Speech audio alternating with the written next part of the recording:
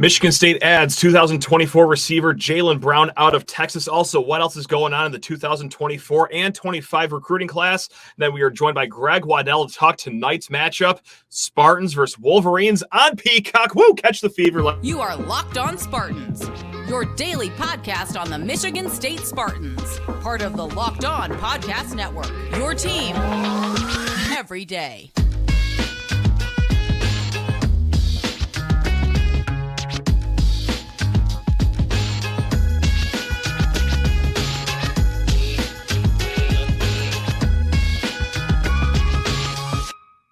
Today's episode of Locked On Spartans is brought to you by FanDuel. Make every moment more. New customers join today and you'll get $200 in bonus bets if your first bet of $5 or more wins. Visit FanDuel.com/lockedon to get started.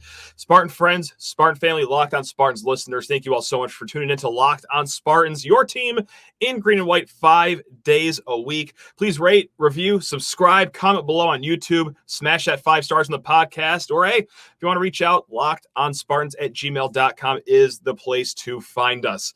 Now let's get into the show here. It'll be all football recruiting in segment 1, and then talking the basketball game in segments 2 and 3 with Greg Waddell of Sleepers Media. Over the weekend, Jaylan Brown didn't just get a visit, or didn't get to just visit Michigan State, but he got the commit as well. 6'3", 185-pound receiver out of Texas. Now this is a 3-star kid. His next best offer was Washington State. So this is a kid who saw his recruitment kind of creep along late in his high school career. The Michigan State offer came not too long ago, maybe just a week and a half ago. So a very rapid cycle for Jaylan Brown, a guy that's raw. Again, 6'3", that's a good frame, just 185 pounds. You can imagine that he could add some muscles there. But when you see his tape, yeah, you see a lot of one-hand catches, which, you like that, but that is really a sign of how strong his hands are. He does have a lot of catches that are being contested. He can really high point the football very well and does have some breakaway speed. So diamond in the rough find for Jonathan Smith, taking a flyer on this kid. Again, not a heavy offer sheet, just Washington State was the only other Power 5 is what we'll call it in air quotes, because they're not Power 5 anymore, but you get the point.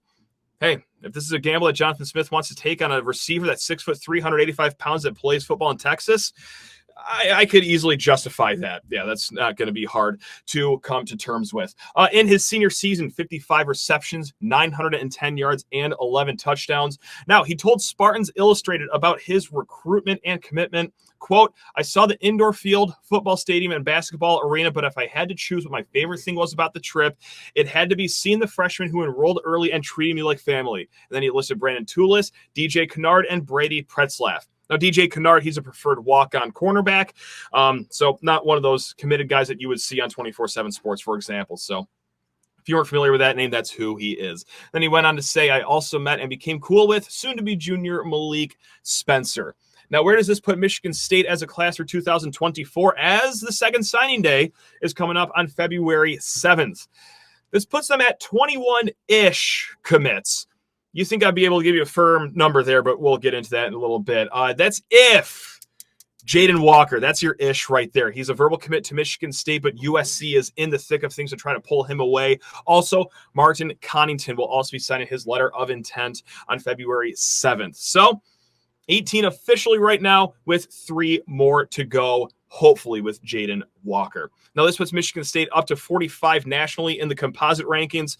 And the composite rankings on 24/7 Sports, they combine the Rivals on 3, ESPN, and 24/7 Sports rankings. So that is where Michigan State stands in the country. They're also 14th overall in the Big Ten out of the 18 teams once all those West Coast teams join. So, okay, not like the flashiest class, but this is something that we heavily talked about when early signing day wrapped up. Really good job at saving face by Jonathan Smith. This was a recruiting class that not only was like deep in the 80s or if not 90s on some sites for national rankings, just quite bluntly didn't have any kids. Like there was only, I think, 9 kids in the class when he took over, and now we're looking at a 21-kid class. So there you have it. And also just want to throw this out there.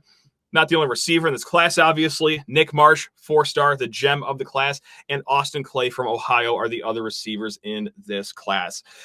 Now, Jaylan Brown wasn't the only guy visiting over the weekend. There was also another handful of visitors. We're just going to go through them really quick. And the most interesting one that I found was Dimitri Nicholas, 6'4", 290-pound Auburn commit. That's what makes this interesting, is that he does have a verbal commitment to Auburn, obviously has not signed yet. But yes, this 6'4", 290-pound defensive tackle out of Miami has interest in Michigan State. He is a top 40 defensive tackle per Rival, so certainly someone that Michigan State wants to have good terms with. He also did pick up a Penn State offer on Monday. Those Nittany Lions never seem to go away on the recruiting trail, so keep an eye on that one. There was no commitment yet at the time of recording, if there ever is going to be one, but that's one to keep an eye on. A guy that already not just has Power 5 offers, but a Power 5 commit right now in Dimitri Nicholas. Also, Mike Sean Beeler, 6'2", 280-pound defensive tackle from Simeon in Chicago. He visited too. He also has Power 5 offers from Georgia Tech, Indiana, Purdue, Arizona State. So not quite the offer sheet that Dimitri Nicholas has, but still Power 5 offers. Now 6'2", 280-pound frame. This man is built like a cube, but hey, had a pretty strong season down there in Chicago. Also, Stone Chaney, 6'5" defensive end from Detroit Catholic Central. He visited this weekend. Not a lot of Power 5 offers for him, if there are any other ones. But yeah, that's another one to keep your eye on. Maybe it could be a preferred walk-on thing, or if once the dust settles, they have a scholarship spot available that they're not going to use anyway. Stone Chaney out of Detroit Catholic Central could be where they go with that. Now we're going to talk a little bit about Jaden Walker because, guys, interestingly enough, even though USC is trying to pull him away, Lincoln Riley was there earlier this year. He flew out to USC in December. It's looking like things are trending to the Trojans for this linebacker out of Portage, who is still a verbal commit to Michigan State. However, he was an unofficial visitor this weekend. And he officially visited not too long ago, a few weeks ago. So this is 2 visits onto campus in a short amount of time for Jaden Walker. So there are no crystal balls or anything for USC. It's just presumed that, okay, well, hey, sunshine, palm trees, really good program out there in Southern California. That's certainly one to keep an eye on for Jaden Walker. But man, if they can keep him at home, that would be a really nice recruiting win for defensive coordinator Joe Rossi, Jonathan Smith, beating out USC for, again, the Portage linebacker Jaden Walker, because that's going to decide whether you're at 20 or 21 kids for this class. Now, in 2025 news, just want to hit on this really quick. This tweet comes from Corey Robinson of 24/7 Sports. Michigan State offensive coordinator Brian Lindgren will be in Ohio on Thursday at Findlay High School to visit 2025 four-star quarterback Ryan Montgomery, who has a commitment coming up next month. So if you already want to jump ahead, Ryan Montgomery is a guy to keep your eyes on. Now, anyone that's in the weeds of recruiting and is obsessive about it, they've known about Ryan Montgomery for quite some time. But hey, if recruiting, getting super into it isn't your thing and you just want to know the big names, this is the big name right here that you want to circle. 4-star, 6'3", 215-pound quarterback. He is a top 200 player nationally, no matter what site you look at. Number 15 overall in the composite for the quarterback position. Now, why is a reason for optimism? Sure, yeah, Brian Lindgren's going to visit him. He has an offer for Michigan State. Here's where there could be reason for optimism. He has visited Michigan State unofficially a few times, not just once, but a handful of times he has come up to Michigan State. So he's familiar with the campus. Obviously, local-ish. He's in that Midwest footprint. And Jonathan Smith recruiting him, a guy that played the quarterback position, can develop quarterbacks. That's a guy that you want, well, recruiting your 4-star quarterbacks regionally. Now, he also has visited Penn State, Auburn, Tennessee. He has offers from Ohio State, which is where his brother currently plays. Offers from Florida, Colorado, Texas A&M, North Carolina, Miami. You get the point. This kid is very highly coveted. He's also going to be visited by Georgia's staff, too. So this is going to be a very tough recruitment. But if you just want to get your hopes up for any big name out there, 2025 quarterback Ryan Montgomery. Now, we will be back here in a hot second to talk about this basketball game between the Spartans and Wolverines with Greg Waddell. But first, need to talk your ears off about FanDuel Sportsbook, America's #1 sportsbook. Happy Super Bowl to all those who celebrate from FanDuel, America's #1 sportsbook. Great, we get to talk about the Super Bowl. I'm definitely in the mood to do this right now as a Lions fan. If you're like me, Super Bowl Sunday is all about scoring the best seat on the couch, grabbing your favorite football snacks, and placing some super bets. Now, it says talk here about what you love most about Super Bowl Sunday, and I'm sorry, FanDuel, I just don't. Less than 24 hours after that meltdown against the Niners, I don't have it in me. But my favorite thing to do on the Super Bowl is probably not watch it this year. I am just devastated right now. I am a shell of a human being right now. And then it says transition into a Super Bowl bet that you like.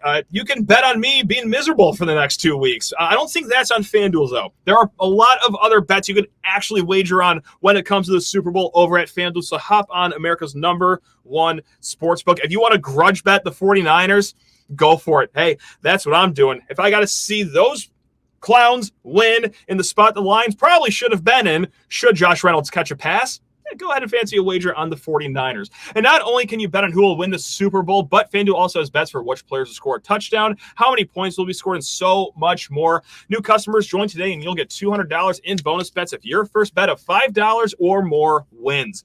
Just visit FanDuel.com/lockedon to sign up. That is FanDuel.com/lockedon. Make every moment more with FanDuel, official partner of the NFL.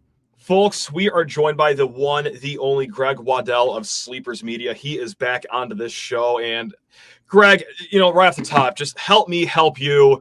Should I even ask how you're doing right now? Or is this like a really bad way to start an interview? Should we just cut all the cordial nonsense and just get right into it?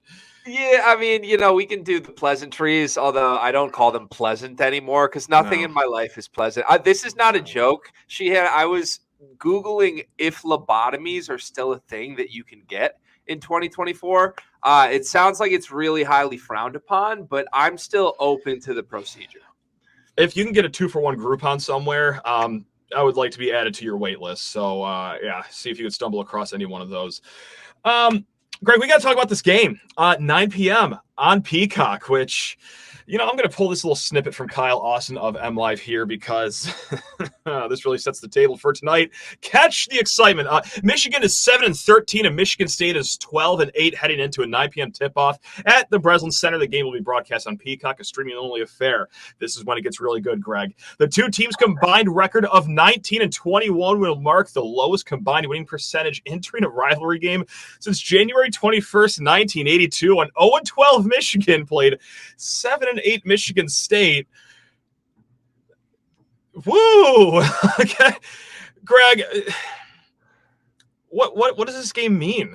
Because quite frankly, it's not like you guys are gunning for the tournament, right? I mean, not to come off as an a-hole right off the bat, but it's not like Michigan is like, oh, win this one, you're back on the bubble, and like Michigan State, it's like, okay, you win this one, it bumps you from a 10 seed to probably a 10 seed. So, this is just rivalry banter is what's on the line, right? Is that it? Yeah.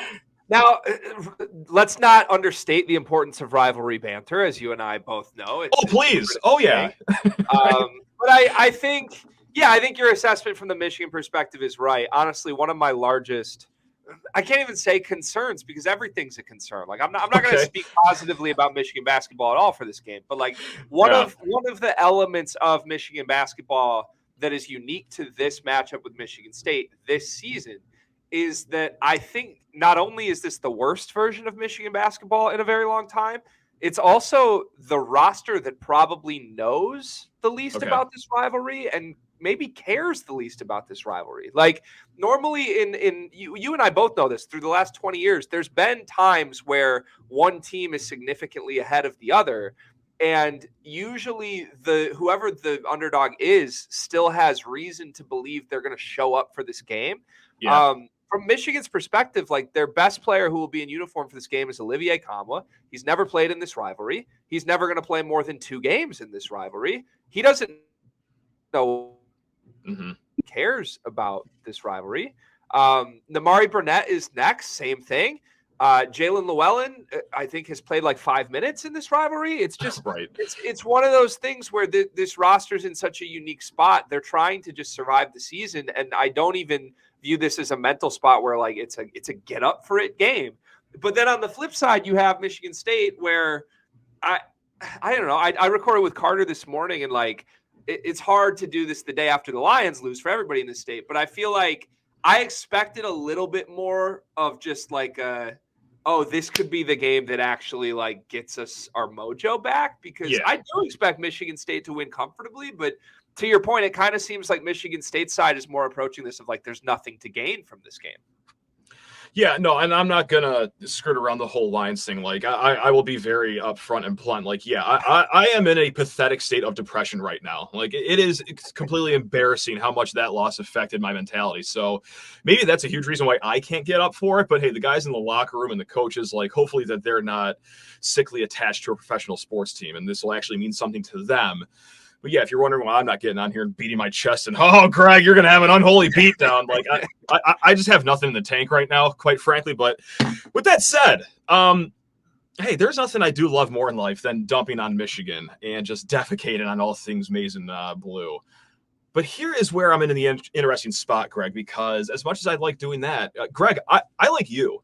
As a person, I respect you. I consider you a friend of sorts, even though we've never met in person. I hope I'm not overstepping by saying that. So I'm trying to shoot the middle here of like piling on Michigan during like a great season to watch from the outside, but also being respectful to you.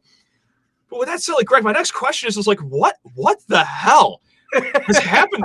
Like, what has happened this year? Whether it's on the court stuff, the season's been going horribly, or everything off the court. Like, what, when, and why did this all start to fall apart here, man?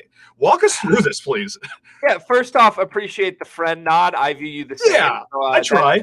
That day where we're sharing a cold beverage one of these days is going to hit different. I can promise you that. But no, this is the question I've been trying to solve for myself as well all season long. I mean, here's the thing. Juwan Howard has completely lost everything he had coming into the season, which was not a ton, but like there was at least belief and hope in him as a basketball coach that last year's problems were isolated to the players on the roster, right? Okay. Hunter Dickinson is a nonsense fiend. Sure. Jet Howard was his son who was not held accountable. Like, you're like, okay, those things are gone. Maybe you can fix some things, patch some things up, and move forward. It's gone the opposite direction for a variety of reasons. The elephant in the room, which is really frustrating, is that Michigan, I don't even think it's the fans, but Michigan, the administration, seems to be treating him with kid gloves still, where it's like, he had heart surgery. Can we really do anything with a guy that had heart surgery? And it's like, well, yeah, you can if you're serious about your basketball program. But sure, they're not serious about their basketball program. They just won a national title in football. So, like, I don't think anything's going to change, really. It's as sad as that is. That's part of the apathy towards this. But from a basketball perspective, what the whole story of the season has been Dug McDaniel. And I'll call it like it is. He was one of my 3 favorite players that I've seen in the last decade in a Michigan uniform through November. Like, what he was doing in November was special, truly. And he's only a sophomore. Like, he was thrown to the fire last year. The shot making is special when he's on. He's shown flashes as a passer. He's fun. He has that quote unquote dog in him that we all love when our team has players like that. But then as the losses started mounting, like, he had 33 points in 2 different games that they lost in overtime to Florida and to Oregon.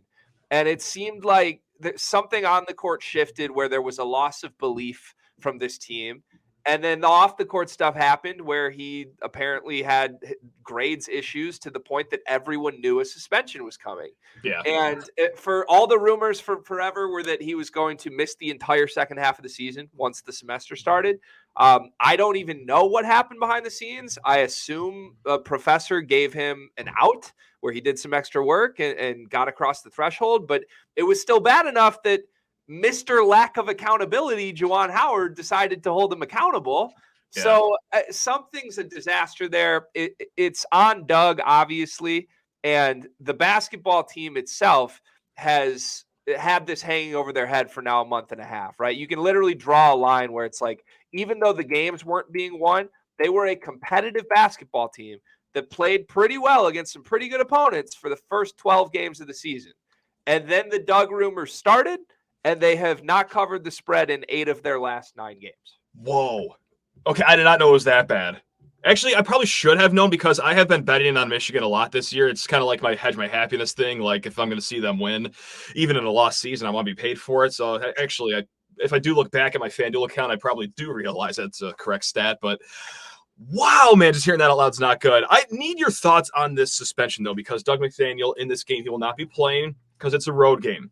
You just alluded to a lot of it, that it's academics is probably the reason for this. And I can understand the rationale, I guess, of only suspending him for road games to keep him close to his academic advisors. Whatever.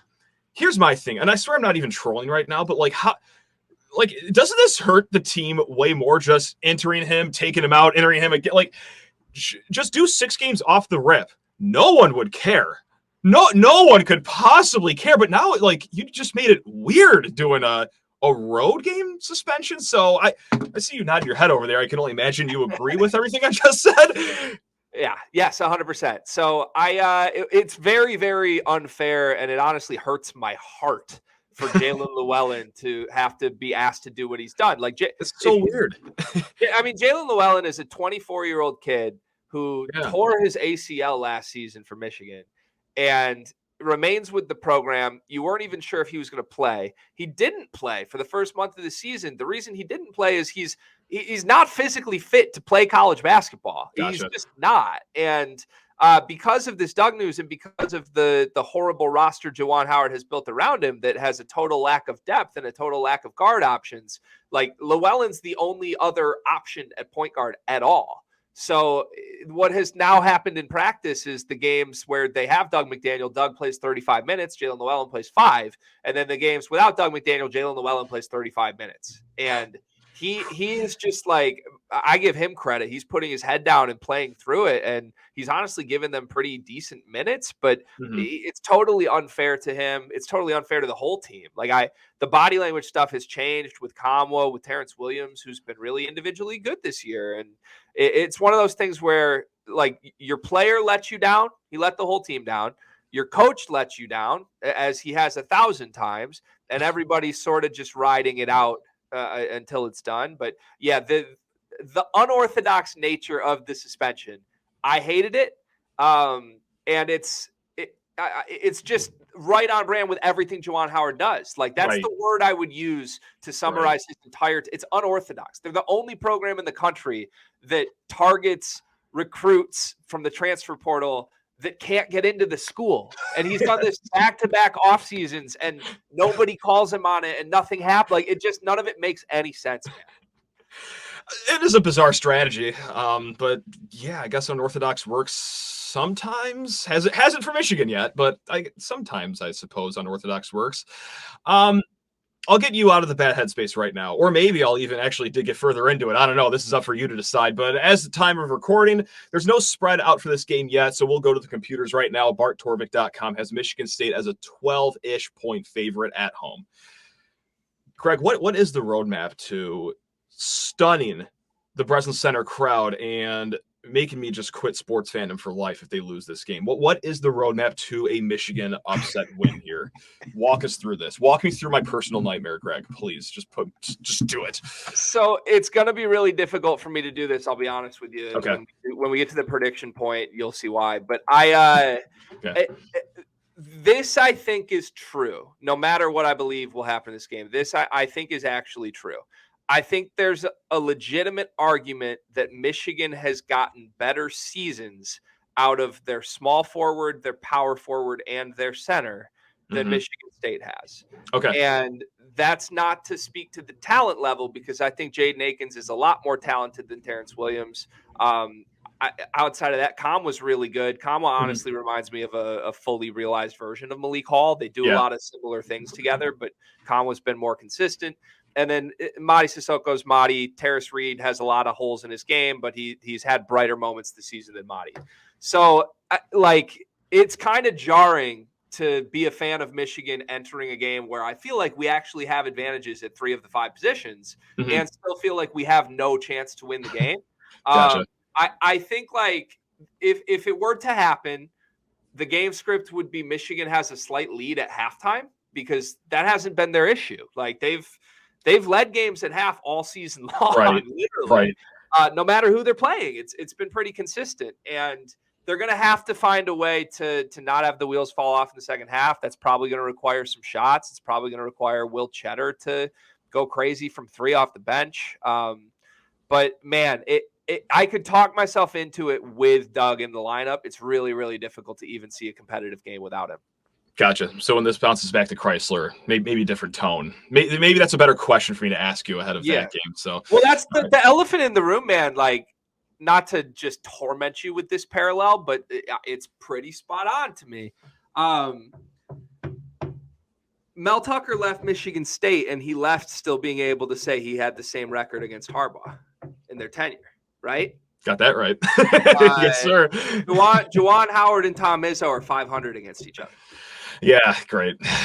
So, like, the parallels between Howard and Tucker, differences obviously in the way this is falling apart, but like, sure, the program had a lot of gas early and a lot of hype early, and all of a sudden the product's diminishing, and there's all this random off-field, and at the same time, like, are we going to end where Juwan somehow splits with Izzo, and then I get to hold that over Izzo's head for the rest of his life? Like, maybe, I don't know. This leads perfectly into the next question. We'll do one more question, then the prediction. But Greg, this could be one of the better questions that I've ever asked any guest. It could also be maybe perhaps the worst question I've ever asked anyone in the history of Locked On Spartans. So that said, are you ready for this? Because I truly don't know if this is a good question or not. We're just going to let it rip right now. Sure. Things aren't going well for Michigan. That's been well established over the last 15 minutes of conversation and last few months on the basketball court. We're not too happy over here either in East Lansing. This is yet another year that we're just battling to get a single-digit seed in the tournament. This after a top 5 ranking preseason. We all know the story, okay? Which fan base should be more frustrated right now? Michigan, the team that is not even close to tournament, but probably knows that, okay, it is time for a change. Now, whether or not that's going to come, maybe that actually factors into the answer here. Or is it Michigan State fans that saw a top 5 team with a lot of experience, a good recruiting class, kind of turn into a pumpkin for the 4th year in a row, not be in the conversation for even a Big Ten title. And depending on what kind of a fan you are, kind of realizing that Michigan State's losing their foothold as far as like national prominence and even conference prominence. So, Greg, with that table set right there, which fan base should be more frustrated right now? It's a really, really great spot to be in here. 2 really good options for our great state. So it's a really great question. It is because thanks. out of respect truly for what the Michigan State program is, I think it's fair to say Michigan State's the answer because since I've been alive, it's a top 5 program in college basketball, and that's entirely due to Tom Izzo. And I think we are at the point now where unless this season takes a massive positive turnaround, that it's fair to have the conversations about, is he ever going to get it back? But I think it still has to be Michigan that should be more disappointed, because while we can dog Michigan State all we want, we can dog Izzo for not adjusting the roster, etc. I would absolutely I would pay a large sum of money to have my team be 12-8 with a chance at the NCAA tournament right now. Sure. And no matter what, this is the floor for Michigan State, right? Like, we're not going to get to a point in a couple of years where Tom Izzo has a losing record. It's just not going to happen. He's too good at high school recruiting and in-game stuff. So if this is your floor, I would kill for that, man. This is the worst season of my life. that means a lot. Not to take joy in your misery, but that means a lot. I do appreciate that. With that said, prediction time. Let's do it. I'll let you bet first here, but go for it. Yeah, so Ken Pom has Michigan State by 11. I think the betting lines will probably have it between 11 and 13 would be my guess. Okay.